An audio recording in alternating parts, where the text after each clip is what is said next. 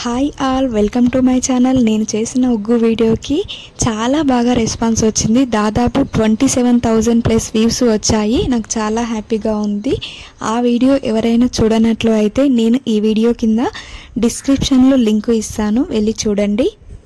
ఇంకెందుకు late, video చూసేద్దాము. ఇప్పుడు మా బాబుకి 15 మంత్స్. నేనైతే ఉగ్గుని ఇంకా అప్పుడప్పుడు పెడుతూనే ఉంటాను. మీతో కూడా షేర్ చేసుకోవాలని మళ్ళీ వీడియో చేస్తున్నాను.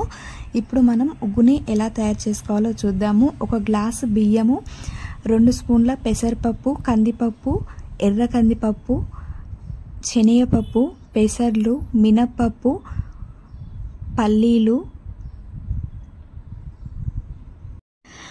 అలాగే బాదం, జీడిపప్పు, వాల్నట్, పిస్తాని కూడా వేసుకోవాలి. ఇప్పుడు మనం వీటన్నిటిని వేస్తున్నాం కదా, పిల్లలకు తినిపించిన తర్వాత బాగా డైజెషన్ అవ్వడానికి దీంట్లో 1 స్పూన్ వామ, జీలకర్రని ఖచ్చితంగా తీసుకోవాలి. వామ, జీలకర్రని వీటిని వేయించేటప్పుడు చివర్లో వేస్తాను. నేను ఇప్పుడైతే ఈ డ్రై ఫ్రూట్స్ని సపరేట్గా తీసుకుంటున్నాను.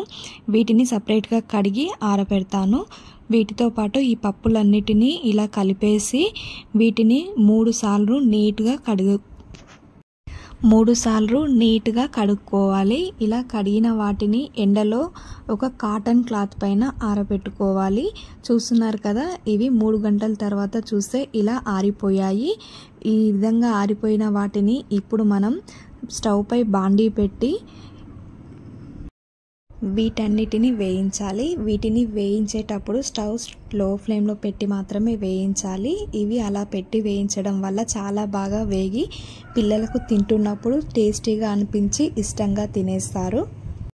చూస్తున్నారు కదా, ఇవి ఇలా వేగిన తర్వాత మనకి ఎలా తెలుస్తుంది అంటే కొద్దిగా కలర్ చేంజ్ అయ్యి ఇలా బియ్యాన్ని పట్టుకుంటే విరిగిపోతుంది, అప్పుడే అర్థమైపోతుంది. ఇప్పుడు వీటన్నిటిని మనం ఇలా ప్లేట్లోకి తీసుకొని వీటిని చల్లారనివ్వాలి. ఇప్పుడు మిగతా వాటిని కూడా ఇలాగే వేయించాలి. చూస్తున్నారు కదా, అవి వేగినవి కొద్దిగా కలర్ చేంజ్ అయ్యి ఎలా ఉన్నాయో. ఇప్పుడు మిగతా వాటినన్నిటిని ఇవి కూడా వేగిపోయాక మనం ఇప్పుడు వామ, జీలకర్రని వేసుకోవాలి. ఈ వామ, జీలకర్రని ముందే వేయడం వల్ల వీటిని కడిగేటప్పుడు స్మెల్ మొత్తం పోతుంది. అలాగే వీటితో పాటు ముందుగా వేస్తే అవి తొందరగా మాడిపోతాయి, అందుకనే చివర్లో వేసుకోవాలి. ఇప్పుడు ఈ పప్పులన్నీ చల్లారే వరకు మనం ముందుగా పక్కకు తీసి పెట్టుకున్న డ్రై ఫ్రూట్స్ని వేయించుకోవాలి.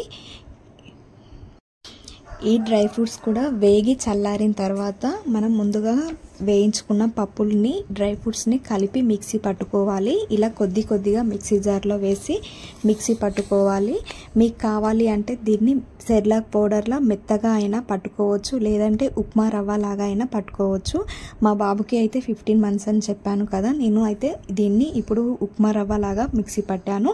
మీకు కావాలంటే దీన్ని చాలా మెత్తగా కూడా గ్రైండ్ చేసుకోవచ్చు. ఇలా గ్రైండ్ చేసుకున్న ఈ సెర్లాక్ పౌడర్ని ఒక స్టీల్ బాక్స్లో స్టోర్ చేసుకోవచ్చు. ఇప్పుడు నేను చేసిన ఈ సెర్లాక్ పౌడర్ క్వాంటిటీ వచ్చేసి నాకైతే 1 నెల రోజులు వస్తుంది. ఇప్పుడు ఇలా తయారు చేసుకున్న పొడితో ఉగ్గుని ఎలా తయారు చేయాలో చూడండి. ముందుగా ఒక బౌల్ తీసుకొని అందులో ఒక గ్లాస్ వాటర్ పోసుకోవాలి. తర్వాత మనం ముందుగా తయారు చేసుకున్న ఉగ్గు పౌడర్ని 2 స్పూన్స్ వేయాలి. ఇది మీ పిల్లలు తినే క్వాంటిటీని బట్టి వేసుకోవచ్చు. నేనైతే 2 స్పూన్స్ వేస్తున్నాను. దీన్ని వాటర్లో వేసిన తర్వాత ఎక్కడ ఉండలు లేకుండా కలుపుకోవాలి. ఇలా కలిపిన దాన్ని ఇప్పుడు స్టవ్ పై పెట్టి 7 నుంచి 8 నిమిషాల వరకు దీన్ని ఉడకనివ్వాలి. ఇలా చిక్కబడుతున్న టైంలోనే ఇందులో కొద్దిగా సాల్ట్ని, నెయ్యిని వేసి కలపాలి. సాల్ట్, నెయ్యి వేయకుండా కూడా తినిపించవచ్చు, కానీ ఇవి వేయడం వల్ల పిల్లలకు టేస్టీగా అనిపించి చాలా ఇష్టంగా తింటారు. అలాగే నెయ్యి వేయడం వల్ల ఆరోగ్యానికి చాలా మంచిది, మరియు బరువు కూడా పెరుగుతారు. చూస్తున్నారు కదా, కన్సిస్టెన్సీ ఈ విధంగా ఉన్నప్పుడే స్టవ్ ఆఫ్ చేసుకోవాలి, లేదంటే చాలా గట్టిగా అయిపోతుంది. ఇప్పుడు మనం దీన్ని సర్వింగ్ బౌల్లోకి సర్వ్ చేసుకోవడమే. చూసారు కదా, మనం ఇంత హెల్దీ ఫుడ్ని పిల్లలకు చేసి పెట్టాము అంటే చాలా ఇష్టంగా తింటారు. వాళ్ళ హెల్త్కి కూడా చాలా మంచిది. ఈ వీడియోని పూర్తిగా చూసినందుకు థ్యాంక్ యూ. మీకు ఈ వీడియో నచ్చినట్లు అయితే నా ఛానల్ని తప్పకుండా సబ్స్క్రైబ్ చేయండి. Thank you.